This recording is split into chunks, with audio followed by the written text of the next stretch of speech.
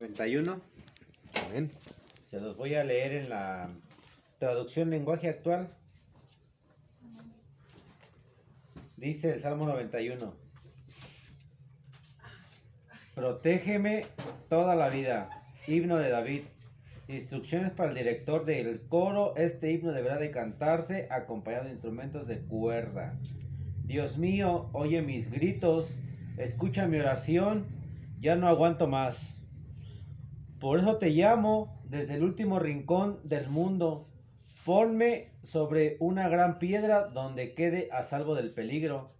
Tú eres mi protector, tú me defiendes del enemigo. Quiero pasar toda mi vida viviendo en tu santuario, bajo tu protección. Tú, Dios mío, conoces mis promesas.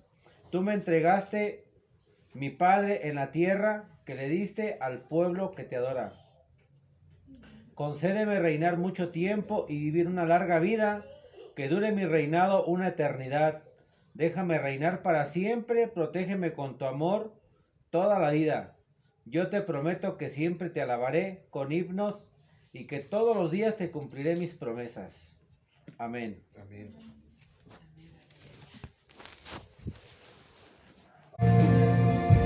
Bien, hermanos, como sabemos, la semana pasada nos quedamos a medias. Es muy largo de predicar sobre el nacimiento de nuestro Señor Jesucristo. La semana pasada vimos la manera como la adoración pues no es a María. Vimos que ella es una gran mujer y cómo pudimos entender que ella misma necesitaba un Salvador.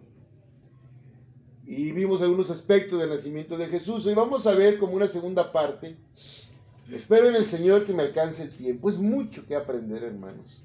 Si la palabra de Dios lo pone es porque se tiene que predicar. O sea, no es que yo diga, ay, no, es que hay que aprender. No, es que hay que predicarlo. Hoy es un día especial para muchos de los que somos del continente de acá de América y para aquellos que siguen el calendario grecorromano. Porque pues para nosotros es fin de año, para el pueblo de Israel no, o para el pueblo chino tampoco, pero como un movimiento de acción de gracias, no quise hoy hacer un día de acción de gracias porque es muy importante predicar esta palabra por lo que viene por los niños. Entonces quiero la semana que entra, todos vamos a hacer una muy breve predicación y la semana que entra vamos a dar gracias por el año que terminó y por el año que va a comenzar mañana, porque sí hay que hacer un día especial, hermanos, y lo quiero hacer la semana que entra. Ya explicaremos las formas al terminar, pero hoy vamos a predicar sobre el nacimiento de Jesús, segunda parte. Si le quiere poner un título a la predicación, pues sería la verdad, porque como hay mentiras sobre estos mitos. No voy a tratar de abarcarlo todo, hermanos. La predicación más fuerte es en Mateo, pero no puedo dejar de leer lo que pasa en Lucas capítulo 2. Vámonos a Lucas capítulo 2, porque ahí vamos a encontrar muchas cosas que el verdadero Hijo de Dios debe de predicar hoy también. O sea, hay que aprovechar las fiestas para predicar el Evangelio. Sí, amén. No hay otra manera de poder festejar algo si no es hablando de nuestro Señor. Decía mi esposo, hoy tienes más trabajo que la semana pasada, porque hoy la gente se reúne más. Como que en los días 24 mucha gente se reúne más en casita, pero los días primero sí se hace como más masiva la cosa. Normalmente. Bueno, vamos al capítulo 2 y dice la palabra de Dios directo, ahora sí, no hay preámbulo, porque ya lo hemos oído. Nacimiento de Jesús. ¿Se acuerdan que ya vimos la concepción?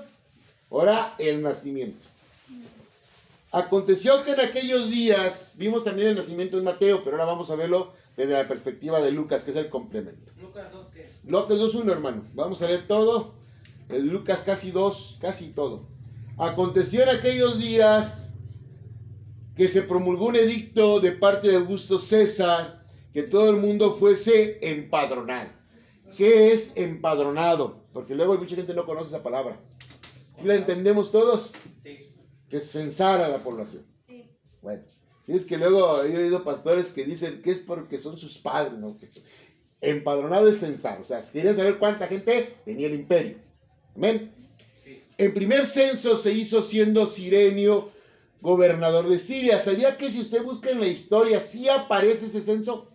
Para que vea que la historia confirma la palabra de Dios. E iban todos para ser empadronados cada uno a su ciudad. Como ustedes saben, José era descendiente de David, pero también María.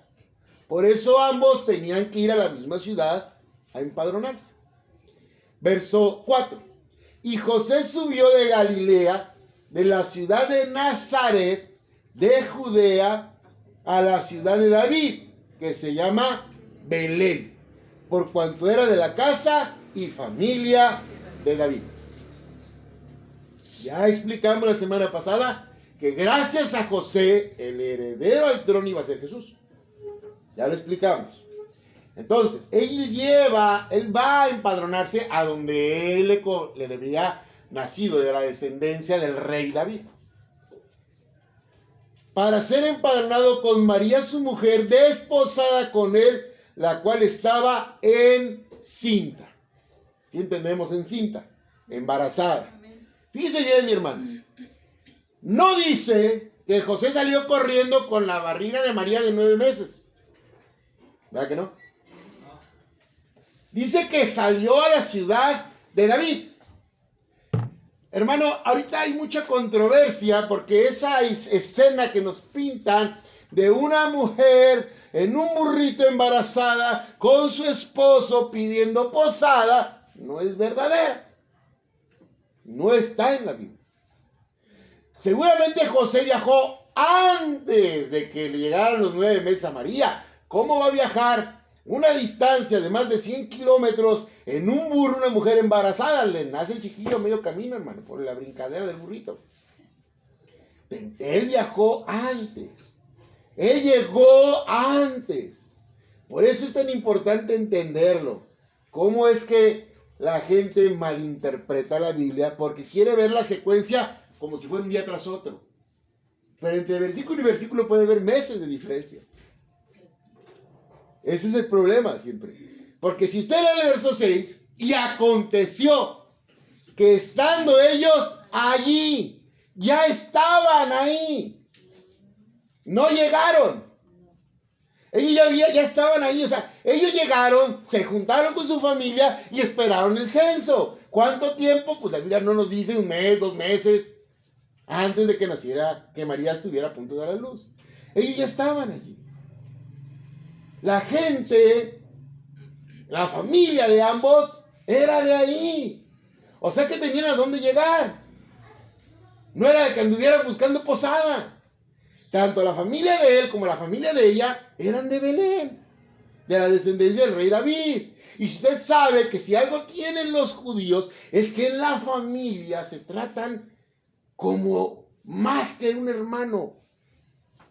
A los abuelos se les dice padres igual que si fuera el papá. A los parientes se tratan como familia. No porque nada más sean familia, me refiero en el sentido de que como si fueran hijos, un tío trata al sobrino como si fuera su propio hijo. Ese es el patrón judío. ¿Por qué cree que hasta hoy en día es muy difícil que usted encuentre un judío pobre? Porque todos se echan la mano. O sea, ahí no hay de que, ay, no te quiero. Sí puede haber envidias, puede haber corajes, pero saben la responsabilidad que tienen delante de Dios. Y ahí está diciendo de una manera muy hermosa que estando allí se cumplieron los días de su alumbramiento, ya cuando estaban ahí. Y dio luz a su hijo primogénito y lo envolvió en pañales y lo acostó en un pesebre porque no había lugar para ellos en el mesón. El problema más grande de ese versículo es la palabra mesón. Porque para el mexicano, para el latino, un mesón es una posada. Un lugar donde la gente llega como a dormir, como un hotel. Pero si usted se va a la palabra de Dios al griego, la palabra mesón en griego es la palabra kataluma, que significa albergue, alojamiento, aposento o mesón. Aquí el error fue que el traductor se le hizo fácil poner mesón, pero la palabra correcta que debía de haber puesto ahí era alojamiento o aposento. Las casas judías, hermanos, muchas de ellas eran de 2 pisos.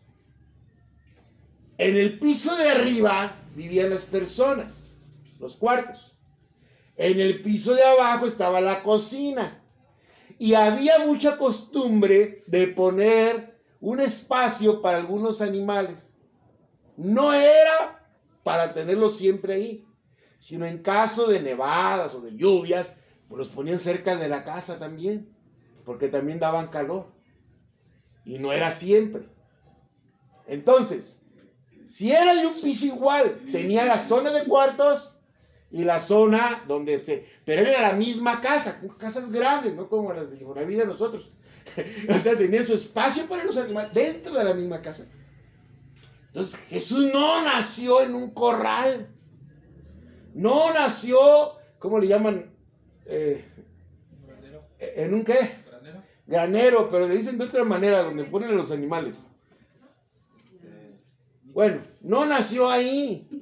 Jesús estaba en la familia de ellos. Cuando dice que no hubo lugar para ellos en el mesón, se refiere a que no había espacio suficiente en la parte de los cuartos para que naciera el bebé, porque estaba lleno de familia, todos los que se iban a empadronar. Entonces buscaron un espacio alterno dentro de la misma casa, que era por donde estaba la parte de los animales. ¿Usted cree que un judío va a permitir que su hijo naciera entre orines y pestes y si son súper limpios? No. Por eso dice ahí que no hubo lugar para ellos en la parte de los cuartos, pero buscaron un espacio en la parte de abajo o en la parte donde estaban los corrales, es la palabra que no me llegaba a la mente, la parte donde ponían los animalitos, que eran corralitos especiales para cierto tipo de animales nada más, no para toda la manada. Y en ese espacio hicieron un lugar limpio y arreglado, obviamente, para que naciera Jesús. Y lo que estaba a la mano como cuna, usó María un pesebre. ¿Qué es el pesebre? Es la canastita donde los ponían el alimento a los animales para que comieran. Un cuadrito, que obviamente acondicionaron para el momento. No crea que agarraron el primero que estaba lleno de mugre y ahí va el niño, no. Entonces dice que María lo envolvió en pañales y lo acostó en el pesebre. No nació en el pesebre. Ya me imagino a María tratando de nacer un bebé arriba de un pesebre. No se puede. La palabra mesón es alojamiento. Ellos estaban con su familia. Ellos no anduvieron pidiendo posada. Es una escena muy bonita, muy romántica, pero no es real. No es real. ¿Por qué lo hacen? Bueno, por la idolatría que tenemos en México y en muchas partes del mundo. Andar cargando al niñito, el idolito ese, que le llaman niño Dios, que por si acaso, ese niño Dios no es Jesús, ¿verdad? Lo sabemos. No es Jesús, es un ídolo. Jesús no se quedó bebé. Jesús creció y se hizo hombre y murió por nosotros. Sigamos la lectura. Ya entendimos entonces que no hay posada como la que imaginamos. Ya entendimos que no hay, que anduvo llegando María para llegar, ya, nace el bebé. No. Y ya entendimos que en la misma casa buscaron el espacio para que naciera el Señor. Estaba muy lleno de gente y tenía que ser un lugar apartado, no iban a estar enfrente de toda la gente. ¿Cierto? ¿Y cómo sé que había mucha gente? Ahorita lo vamos a ver también aquí en la palabra. Verso 9. Había pastores en la misma región que velaban y guardaban las vigilias de la noche sobre su rebaño. Ustedes saben, hermanos, que el Miqueas, para el que está anotando, Miqueas 5:2, habla de la profecía de que el Señor tenía que nacer en Belén. Ellos venían de Nazaret, pero el Señor todo lo tiene planeado. El empadronamiento fue la manera que usó el Señor para que Él fuera a Belén y se cumpliera la profecía de su nacimiento. Digo, por si el que está anotando, acuérdense de esa cita, Miqueas 5:2. Ya luego lo estudiamos porque vamos a lo concreto. Después entonces dice ahí que había pastores vigilando de noche sobre sus rebaños. Por eso se cree que no fue en diciembre. Bueno, no se cree, no fue en diciembre, hay que ser claros. Porque en esa época los pastores no salen a llevar los animales, porque es cuando llueve mucho, hermanos, allá en esa, y a veces hasta neva en esa zona geográfica de Belén. De hecho, en Esdras 10:9 usted ve ahí que dice que llueve en esas partes. Ahí explica la parte en Esdras 10:9, por ahí habla de la lluvia, que llovía en esas partes. Pero bueno, ese es un tema nada más para que sepan que la misma Biblia se explica a sí misma. Entonces ellos dicen ahí que he aquí se les presentó un ángel. ¿A quién? A los pastores. ¿A quién le anunció Dios el nacimiento de su hijo? Venía el Rey de Reyes y Señor de Señores a esta tierra. Pudo haber nacido en Jerusalén, en medio de palacios, y no nació así. Pudo haber anunciado a los grandes líderes religiosos de la época, sacerdotes, escribas, fariseos, seduceos, pero no fue así. El Señor nos muestra que Él siempre, de lo vil y de lo bajo, toma para glorificarse Él. Si le hubieran anunciado a otros, si hubieran hecho el banquete que ellos fueron, que ellos ya sabían, como hacemos muchos cristianos falsos hoy en día. Es que yo ya lo sabía. No, mi hermano, no. Para que la gloria de Dios se manifieste, tiene que ser así. De lo bajo. De lo que sabemos que cómo iba a saber eso. No sabe, son ignorantes. Y sin embargo, hablan del Señor. ¿Cómo? Pues sí, es que ese es el punto. Que veas a Dios y no al hombre. Por eso se anunció a los pastores. En esa época, hermano, los pastores se les consideraba ladrones. Se les consideraba lo más bajo. Era el oficio más mal pagado y el más miserable que podía haber. A menos que fuera de los propios padres. Porque a veces había hijos que pastoreaban los rebaños de sus padres. Pero si eran empleados, eran lo más bajo. Por eso el Señor Jesucristo, cuando nos habla de que Él es el buen pastor, porque es del Padre, también nos menciona de los falsos que son por pagados. Y como dice, ellos abandonan el rebaño. Yo no, porque son de mi Padre. Ese ejemplo que pone el Señor es este mismo. Esos pastores que había ahí, seguro había hijos de alguno que otro, pero la mayoría eran contratados. Y era el oficio de los más humildes. Como decir ahorita, chalán de albañil en México, que es uno de los oficios más humildes. No necesitas estudio, necesitas mucha fuerza y muchas ganas de trabajar. Es pesado ese trabajo. Así, más o menos la comparación. Y dice que se les presentó un ángel.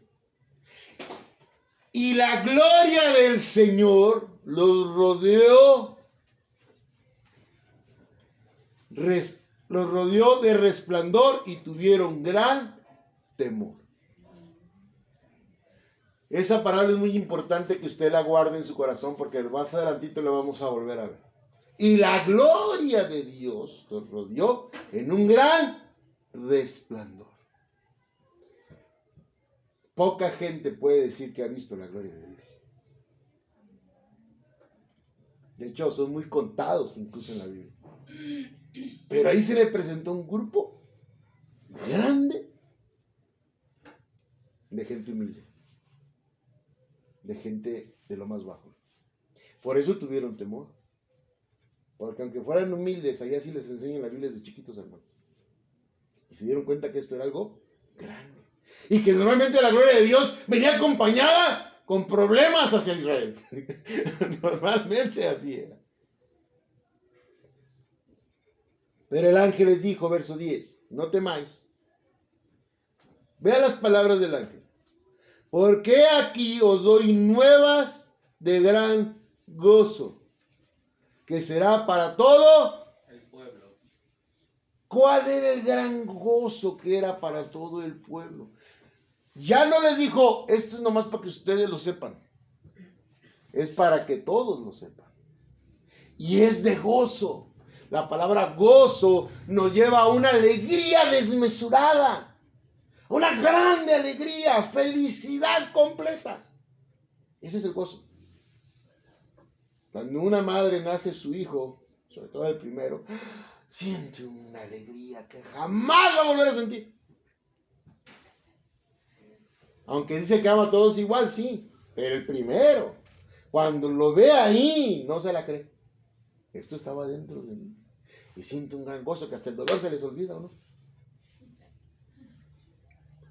Ese es así de grande o más. No sé cómo explicarlo para que ustedes lo puedan captar. ¿Qué es esa palabra tan hermosa del gozo? Era gran gozo. ¿Cuál era ese gozo? Verso 11. Que os ha nacido hoy. ¿Cuándo nació? Hoy, ese día.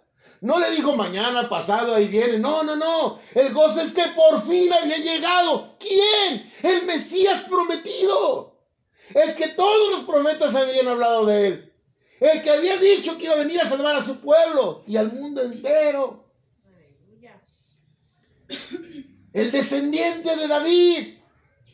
El de la promesa del reino eterno. El descendiente de Abraham, que por medio de él iban a ser benditas todas las naciones de la tierra. Estaban haciendo, ¿se imaginan el acontecimiento? Lo celebraron los ángeles. Porque venía la salvación. Y dice de manera hermosa, os ha nacido hoy en la ciudad de David un Salvador, que es, y aquí viene la palabra clave para el pueblo de Israel, Cristo el Señor. Tristemente, las Biblias ponen Cristo triliterizando la palabra Mesías al griego. Si lo hubieran puesto en español, sería más impactante. Porque en español, la palabra Cristo en griego significa ungido. Y si lo leemos en español, sería un Salvador que es el ungido del Señor. ¿Y quién era el ungido del Señor? El Mesías prometido. Que el Mesías también significa ungido. Imagine a los pastores oyendo eso. Ellos sabían de eso. Ellos sabían de esas promesas. A pesar de la humildad y de la baja condición en la que la gente los tenía, conocían las promesas. Porque era el trabajo de todo israelita predicarles a sus hijos las promesas. Esto servirá de señal. Hallaréis al niño envuelto en pañales, acostado en un pesebre. ¿Cuántos niños nacían que los acostaban en un pesebre? Todo estaba armado por Dios de manera perfecta, para que ellos entendieran quién era Él. Y repentinamente, hermano, vea esto. Quiero que imagine esa escena. Y repentinamente apareció con el ángel una multitud de las huestes celestiales. Hermano, cuando uno dice una hueste se refiere a un ejército. Pero cuando dice las huestes celestiales, eran los ejércitos completos, todos de los ángeles del Señor. Se vieron ahí. Los pastores tuvieron la gloria de ver los ejércitos de Dios reunidos con un solo propósito. Y nosotros nos ponemos a no querer venir, a no reunirnos. Cuando el propósito sigue vigente, ¿Cuál es el propósito por el que todos los ángeles bajaron o abrieron los cielos y ellos los pudieron ver? Dice de las huestes celestiales que alababan a Dios. Y decían, alababan a Dios. No fue para el hombre. Estaba cumpliéndose las promesas de Dios y por eso le alababan. Porque lo que Dios dice se cumple. Amén. Amén. ¿Y qué les decían a esos hombres para que entendieran la magnitud? Gloria a Dios en las alturas y en la tierra paz y buena voluntad para con los hombres. La gloria es de Él. Y esa gloria de Él ahora venía a este mundo para darnos paz. Y la buena noticia, la buena voluntad. Por fin podíamos ser salvos por Él. ¡Wow! ¿Se da cuenta? La magnitud del evento. Y todavía hay gente que dice que no celebra uno a Jesús. Hermano, cada domingo nosotros tenemos esa gloria con Él. Sí, amén, amén. Porque estamos reunidos para Él. Nosotros somos los santos, los separados para Él. Y nosotros tenemos que vivificar cada domingo la gloria del Señor en nuestras vidas. Somos el milagro más grande que hay en este mundo. El nuevo nacimiento. La nueva criatura. El que dejó las cosas viejas para vivir una vida para Él. Eso es lo más hermoso que puede vivir. Y ahí estaba ese milagro. Y la gloria es de Él, no del hombre. El hombre nunca tiene que sentirse digno de nada. Porque Él es el que te magnifica. Él es el que te levanta. Él es el que da las fuerzas. Él le demostró a esos grupos de pastores su promesa cumplida. Hay promesas para todos nosotros. Ahí están en la Biblia. Pero hay que creerlas. Y hay que vivirlas. Él prometió que en Cristo nueva criatura somos. ¿O no es una promesa? Vívala. Transforme su vida. Verso 13. Sucedió que cuando los ángeles se fueron de ellos al cielo, y esto me gusta, porque ahí nos confirma que bajaron a que lo vieran todos los pastores. Cuando ellos regresan al cielo, los pastores se dijeron unos a otros, pasemos pues hasta Belén y veamos esto que sucedió y que el Señor nos ha manifestado. ¿Sabe qué me encanta, hermano, de ese versículo? Ellos no dudaron. Va a decir usted, no, después de ver todo eso, ¿cómo iban a dudar? Hermano, hay gente que ve milagros y duda. Hay gente que Dios le da lo mejor de su vida y aún así no lo glorifica. Ellos inmediatamente, dejando todo, se fueron a buscar a Él. ¿Cuántos de nosotros estamos dispuestos a hacer eso? Y inmediatamente, cuando nos hablan de Él. Es triste, pero no es fácil. A muchos les hablan, les entra por una que les sale por la otra. Vinieron pues, verso 16, apresuradamente y hallaron a María y a José y al niño acostado en el pesebre. Y al verlo dieron a conocer a los que... dieron a conocer lo que les había dicho acerca del niño. ¿A quién se lo dieron a conocer? ¿A José y a María? Verso 19. Perdón, 18. Y a todos los que oyeron. A ver, hermanos. Entonces, ¿cuál es la escena que nos pintan? José, María, el niño, el burrito, el gallo, el pesebre, el corral. ¿Dónde está todo eso? No está. ¿A quiénes le llegaron a decir los pastores? A todos. O sea que había un grupo de gente con María, con José y con el niño. Porque el nacimiento de un bebé es de gran algarabía. Y estaban con su familia. ¿Usted cree que no iban a correr después de que supieron que había nacido a verlo? Cuando nació, obviamente los aislaron para el nacimiento del bebé. Y no tiene permitido José estar cerca tampoco. No es como ahora que se graban el video. No. Había reglas. María quedaba inmunda 8 días, ¿sabían eso? Lean. Números. O sea que no podías tocarla hasta que pasara el tiempo de purificación. Pero sí podías ir a ver al niño. Y la familia seguramente estaban celebrando con José. Cuando llegan los pastores y les platican eso a todos ellos, no estaban solos en una cueva o en un corral. Había gente. ¿Quién asistió a María para el parto? Si José no la podía tocar. Había gente, mis hermanos. Y dice la Biblia bien clarito.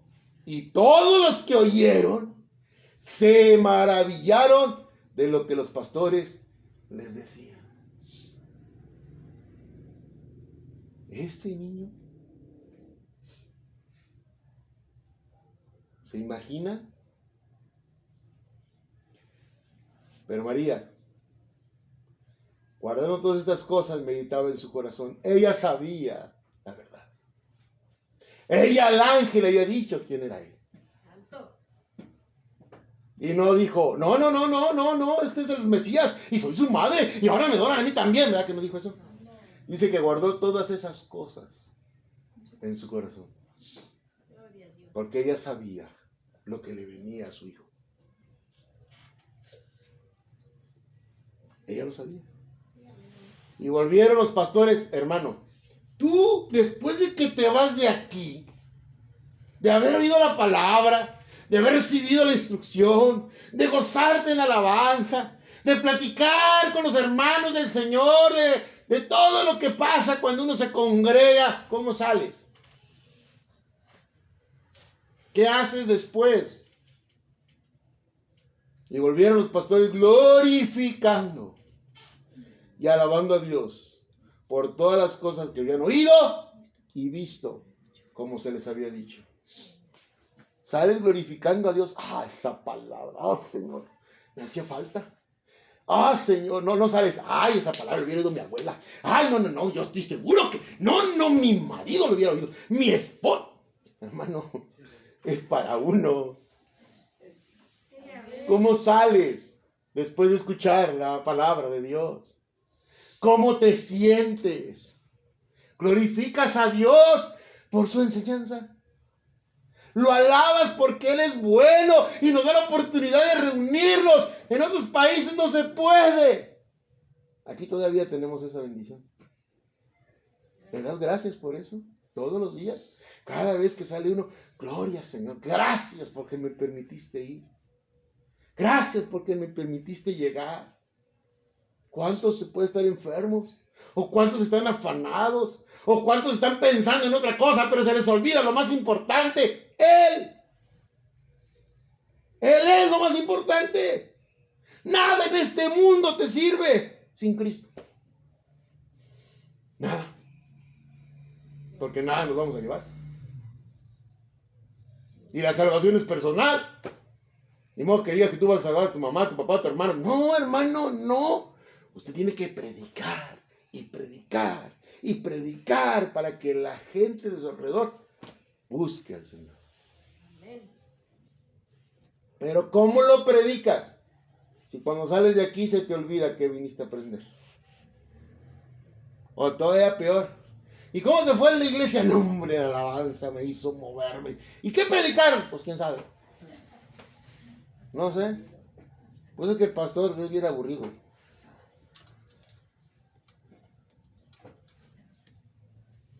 ¿Cómo sale uno después de haber glorificado y ver la palabra de Dios en tu corazón?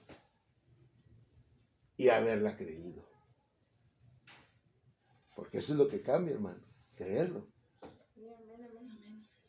Mateo capítulo 2. Mateo capítulo 2. Y aquí va a aprender un montón de cosas todavía más, hermanito bellos. Mateo capítulo 2. Ay, sí voy a tiempo. Ay, sí, la llevo. Es que calculé mucho, hermano, a ver si me salía. Mateo capítulo 2. Ya vimos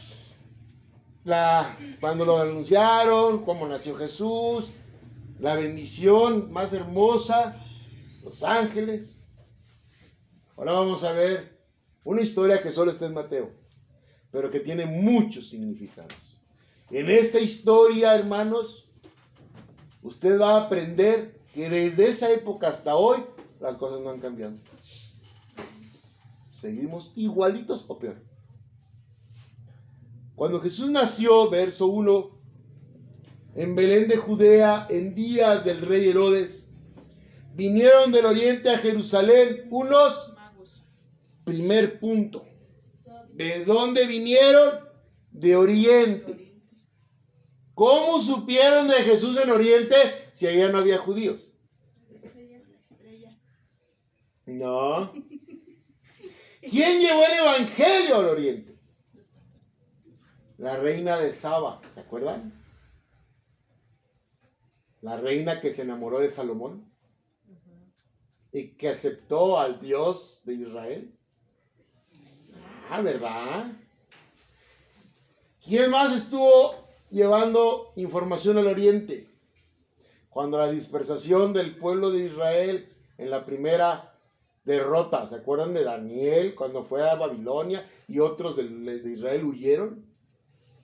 O sea que sí había quien predicar el evangelio por allá. Punto número 2. Magos. Esa palabra en México nos pega mucho. Porque para un mexicano mago, pues es un brujo o un truquero. De esos que hacen con globitos o que sacan un conejo del sombrero. O es ese hechicero que te da fetichismos para que te hagan milagritos. O peor aún, que son capaces de embrujar a alguien. Esos son los magos. Y todavía hay en este bello y hermoso país que nos hacen creer que hay magia blanca y magia negra. La blanca es la buena. ¿De dónde sacaron eso? De la mente del hombre. Pero ese no es el mago que viene. La palabra mago en griego es igual. Se pronuncia magus o magos. ¿Cuál es el problema, hermano? Nuevamente en nuestra Biblia Reina Valera, en lugar de traducir la palabra, la transliteraron. Ay, no sé pronunciar esa palabra. La pasaron tal cual al español. Y dejaron magos. Pero si lo hubieran traducido, la palabra magos significa filósofos, sacerdotes, astrónomos, y vienen también en el libro de Daniel, ¿se acuerdan? En el libro de Daniel, a Daniel le hacen llamar mago, pero no le hicieron llamar mago porque él hacía brujerías y hechicerías, no, porque era un sabio que daba grandes consejos al rey, era un filósofo para el rey, era un buen hombre, que tenía un Dios como los otros, pero los otros tenían los dioses falsos, Daniel tenía el Dios verdadero. Entonces, cuando usted lee ahí mago, quítese eso de la cabeza y póngale ahí sabios. Eran expertos, eran estudiosos de la astronomía, pero no eran hechiceros. Porque si no, nos vamos a quedar con un lío con esa palabra. Así que para los niños, cuando le hablen de reyes magos, no son gente que hace trucos y mágicamente aparece cosas. Eran gente sabia, que conocía la palabra y las escrituras. Seguramente ellos habían leído el libro de Daniel. Seguramente les habían predicado de Daniel, del capítulo 9, 24 y 27, donde vienen las 70 semanas de Daniel, habla del Mesías prometido y de la época que iban a ser. Y se cumplió. O si usted recuerda, en Números 24, 17, habla en una profecía sobre la estrella de Jacob. La palabra estrella se puede traducir de muchas maneras también. Entonces, ellos sabían que el Señor Mesías iba a nacer. Y Dios se los anuncia. ¿Cómo? Bueno, no lo dice la Biblia. Solo dice que ellos supieron que había nacido. Y emprendieron el viaje. ¿Para qué? Para verlo.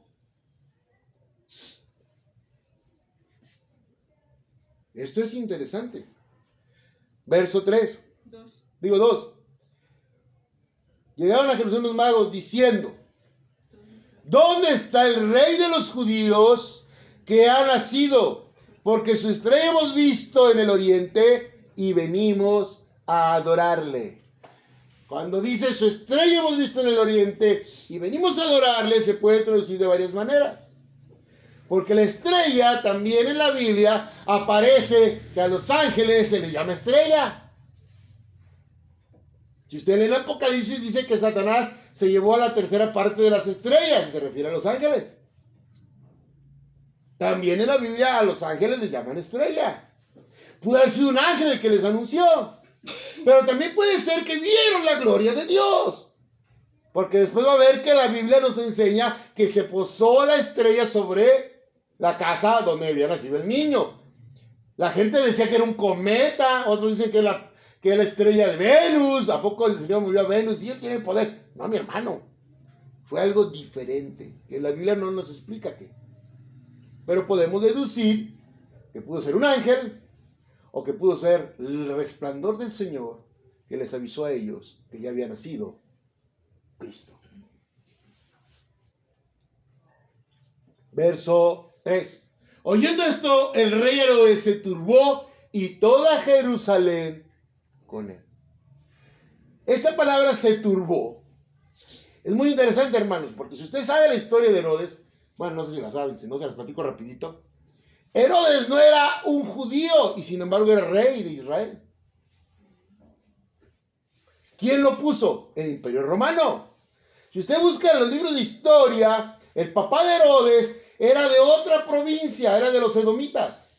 Pero aprovechó cuando el pueblo vino, los romanos vinieron a conquistar Israel y derrocaron a los reyes de Israel para él quedar bien con Roma y le dieran la provincia esa al papá de este Herodes.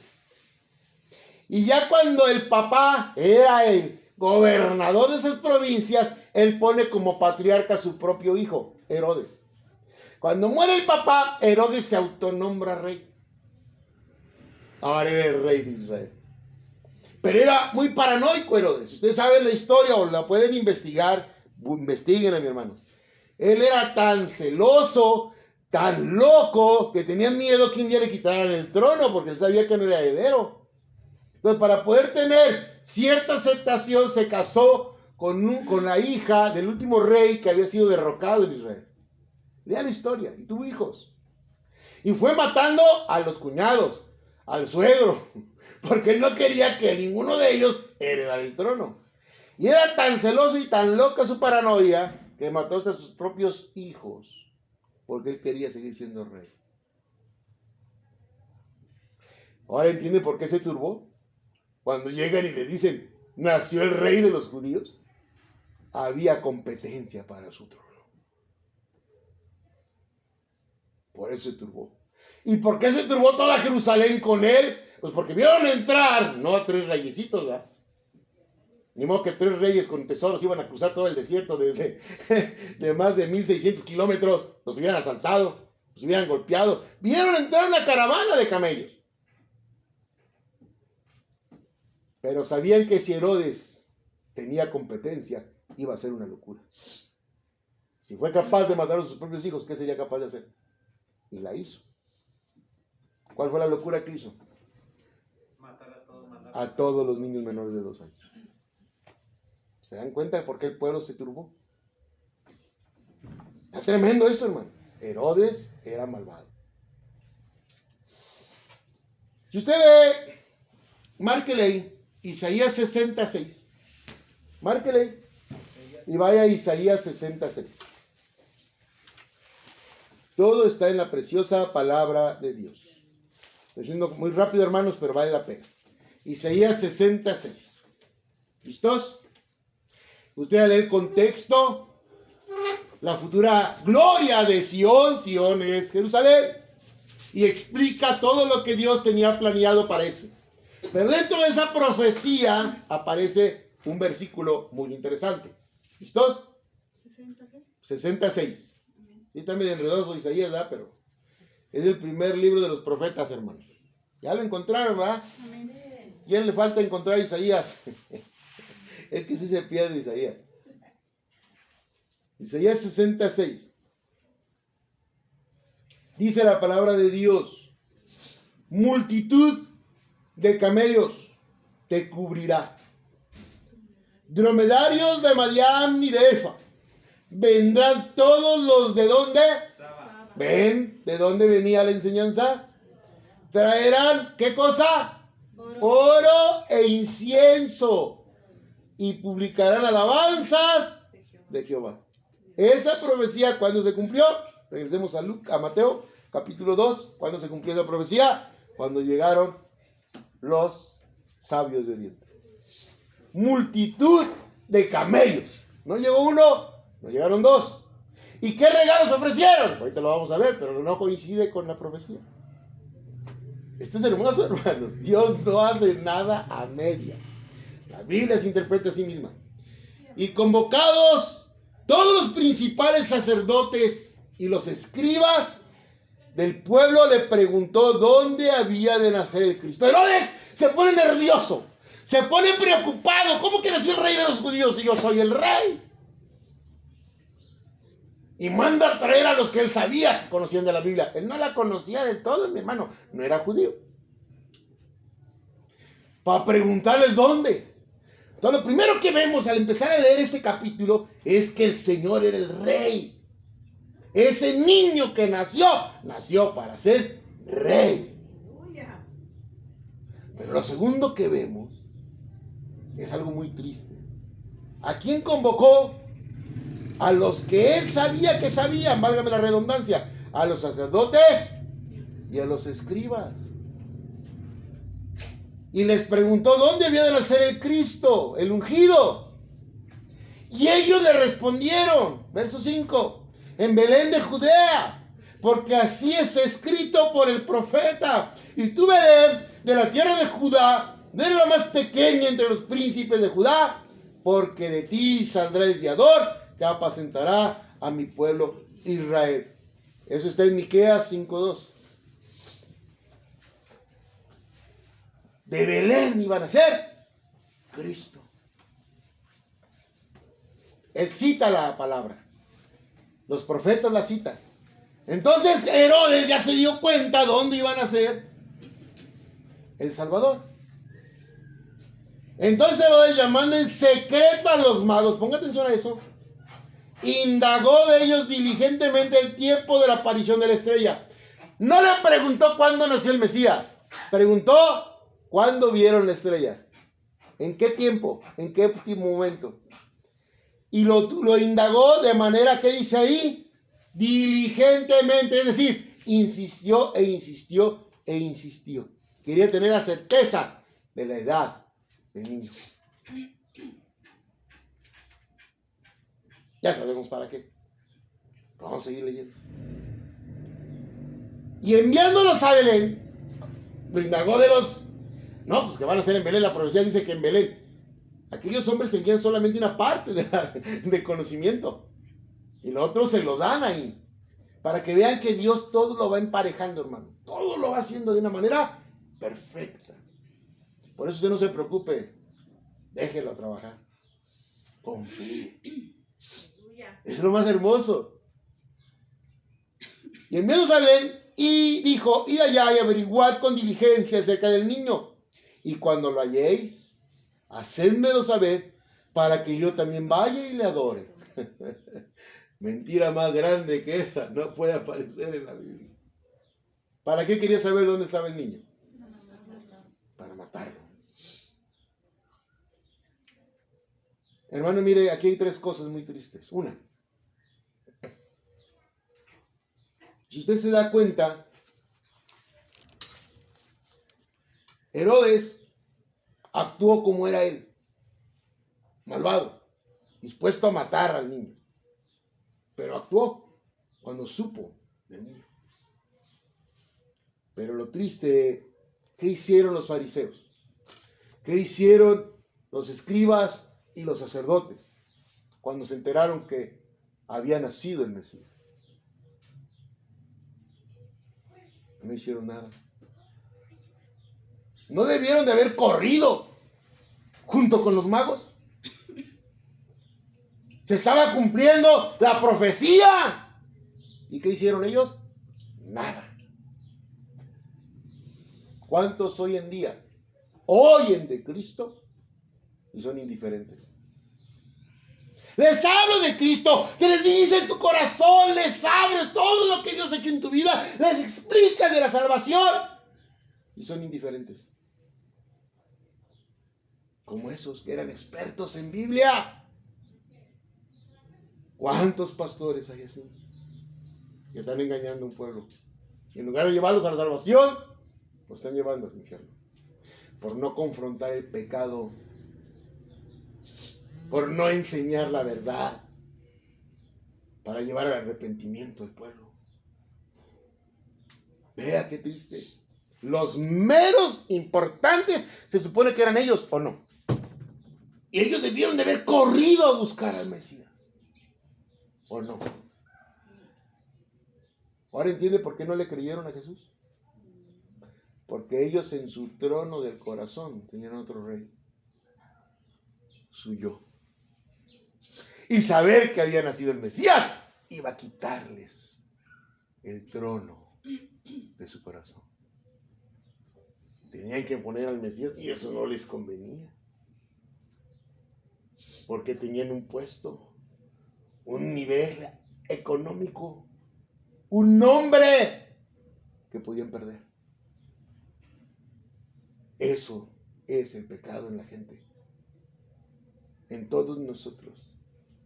Y por eso tantos rechazan al Mesías. ¿Cómo voy a aceptar que Él controle mi vida si yo quiero controlarla? ¿Cómo voy a someterme a Él si yo quiero seguir siendo libre? Yo no quiero dejar el alcohol, no quiero dejar el cigarro, no quiero dejar la fiesta, el baile, no. Yo quiero ser libre. ¿Libre de qué? No se quieren someter. Por eso no la aceptan. Igual que esos sacerdotes y escribas. La posición iba a ser movida. Reglas nuevas iban a nacer. Y así estamos en este mundo. Indiferentes. A veces nos cansamos. Pero ¿por qué no entienden? Si ya se lo dije de un modo, si ya se lo dije de otro, si se lo cito en la Biblia, si le abro mi corazón y siguen igual, ¿qué pasa? Que no han quitado el yo de su corazón. No se quieren someter a la verdad. Cuando le dices a una persona, es que tú no puedes ser profeta como el Antiguo Testamento, porque la Biblia dice, no, yo soy alguien, a mí me admiran. Yo hablo lenguas, no me las quites, porque la gente me admira. ¿Se dan cuenta? Pero la Biblia dice que si habla lengua extraña no lo digas en la iglesia. No, yo no oigo eso, yo hago lo que yo quiero. No lo que la Biblia dice. Así estaban. Qué triste, ¿verdad? Ahí está, hermanos, y está en la palabra de una manera clara. Verso 9. Ellos, habiendo ido al rey, se fueron. Y he aquí la estrella que había visto en el oriente, iba delante de ellos, hasta que llegando se detuvo sobre la cabaña, sobre donde estaba el niño. Hermanos, por eso les digo que decir que era un cometa o una estrella literal, no. Si ustedes recuerdan a los pastores, lo acabamos de leer, Dicen que vieron la gloria de Dios como un gran resplandor. ¿Y eso no podría también confundirse con una estrella? ¿Verdad? Pues puede ser que lo que ellos estuvieron viendo todo el tiempo fue la gloria de Dios dirigiéndolos. No dice que los acompañó desde Oriente hasta allá, porque si no ellos hubieran sabido que estaba en Belén. Ellos sabían que habían nacido en esa zona y llegaron a la zona donde ellos sabían que iban a ser. Es Herodes y los escribas y los fariseos los que les dicen que era en Belén.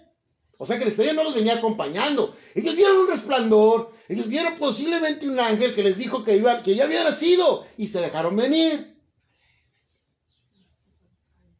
Y luego ese mismo resplandor, ese mismo ángel, no sabemos, la Biblia no especifica, solo dice estrella, se posa sobre la casa donde está el niño. Y es cuando ellos saben que ella era. Dios tiene maneras muy extraordinarias de manifestarse. Como para que nosotros pensemos, como lo sacan en las caricaturas, que una estrella brilló y llegó justo a la casa. Como si fuera un rayo de luz. No, está hablando de un resplandor. ¿Cómo se presentó el ángel? Con un resplandor.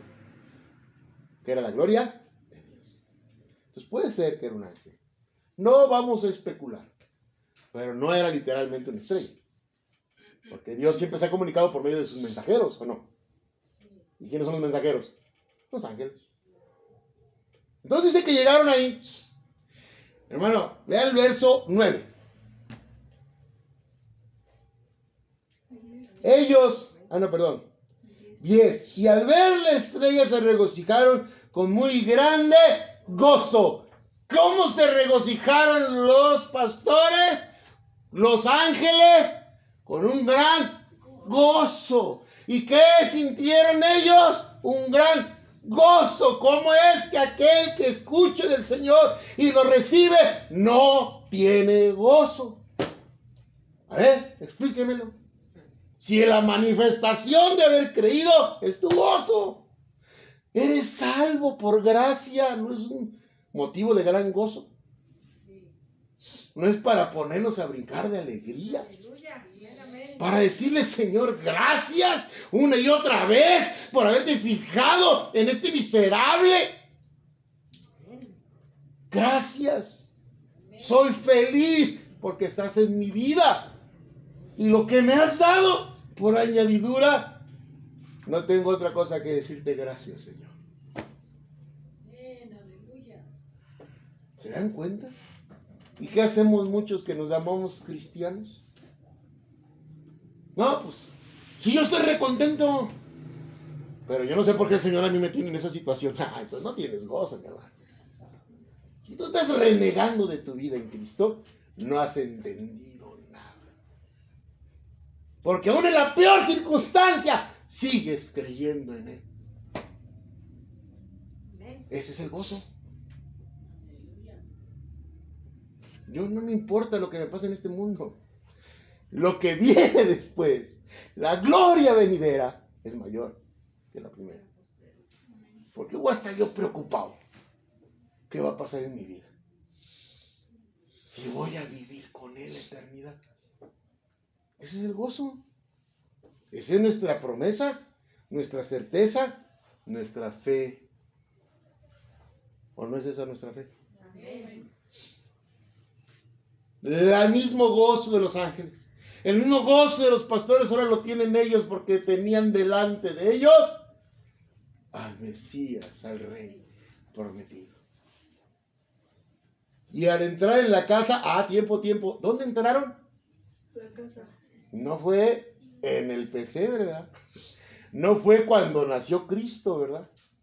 Así que esos cuates que ponen sus Reyes Magos el 6 de enero están totalmente equivocados. Los reyes no llegaron 6 días después, ni estuvieron ahí en el nacimiento. Ellos se enteraron que el Señor nació, prepararon el viaje, mis hermanos, y tardaron, como ya vimos, casi 2 años, si no es que los 2 años, en llegar. Cuando ellos llegaron, ya estaba el niño caminando. Ya era un niño de 2 años, o año y 8 meses. ¿A qué edad empiezan a caminar los niños? Algunos muy precoces, al añito ya están corriendo. Pero al año y medio, por lo general, ya todos caminan. Entraron a la casa. ¿De quién? Pues de ellos, la que José tenía para su esposa y su hijo. Y dice ahí, y vieron al niño ¿con quién? Con su madre María y José. Si ellos hubieran llegado al mismo tiempo, como los pastores, dice que encontraron ¿a quién? A María, a José y al niño. A José, a María y al niño. ¿No decía eso ahorita que leímos en Lucas? Pero cuando ellos llegan, José no está. ¿Dónde andaba debajo de José? No, mi hermano, seguramente andaba trabajando. Es lo más seguro, porque los judíos son de trabajo. Llegaron y el Señor andaba en sus labores. Si se quedaron a dormir ahí, seguramente llegó José y seguramente platicaron y seguramente ellos les pusieron toda su sabiduría y todo lo que les había enseñado, los diferentes que les predicaron de Cristo. Pero en el momento que llegaron, José no estaba. ¿Y qué hicieron, hermano? Ese niño que nació para ser rey también era Dios. Aleluya. Y postrándose, lo adoraron. Solo a Dios se le adora.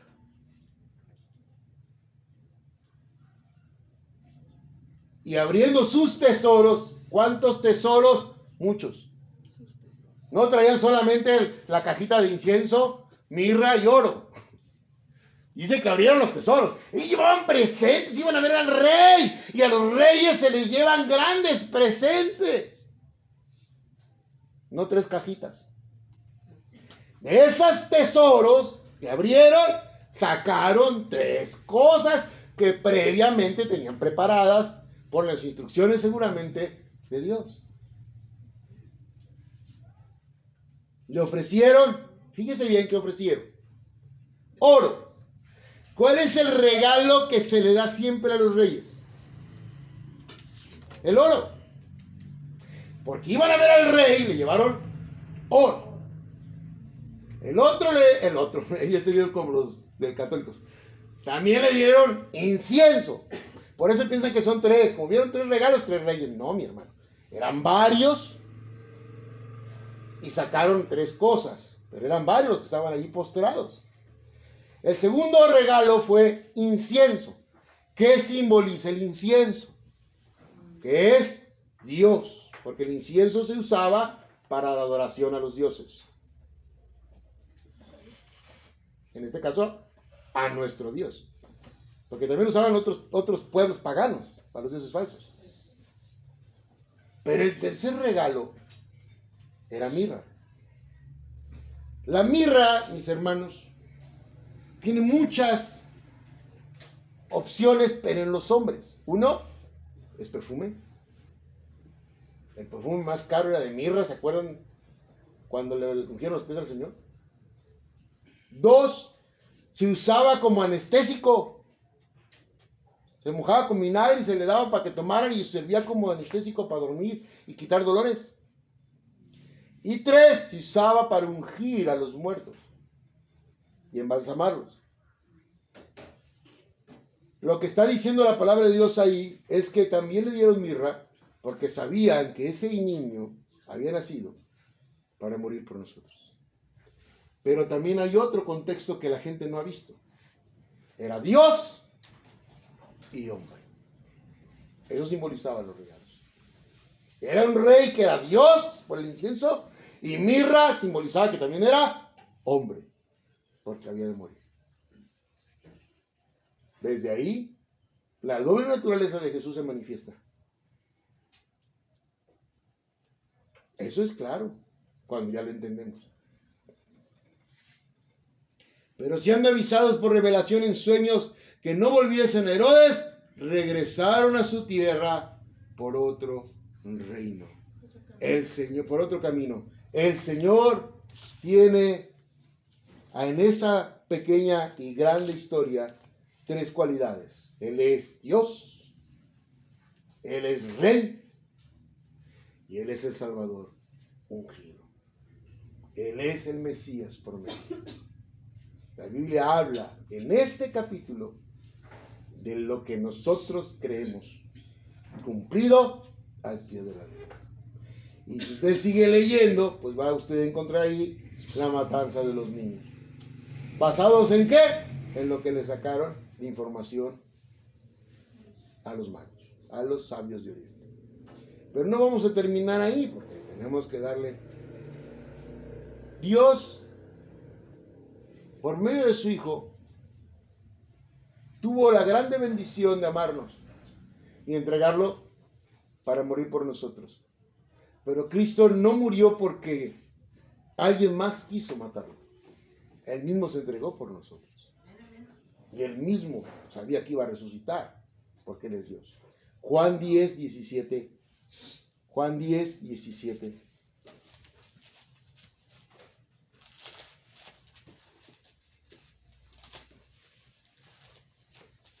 Estamos en Juan 10, verso 17.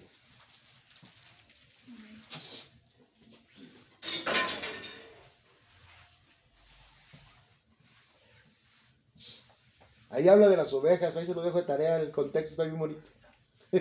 Todo el contexto de ese Juan está hermoso, hermano. Lean Juan 10. Está bien hermoso. Él habla de que él escogió sus ovejas y sus ovejas somos nosotros. Y nosotros lo reconocemos porque oímos su voz. Bueno, ahí se lo dejo de tarea. Verso 17. Por eso me ama el Padre, porque yo pongo mi vida para volverla a tomar. ¿Quién entregó su vida y quién a sí mismo la volvió a tomar?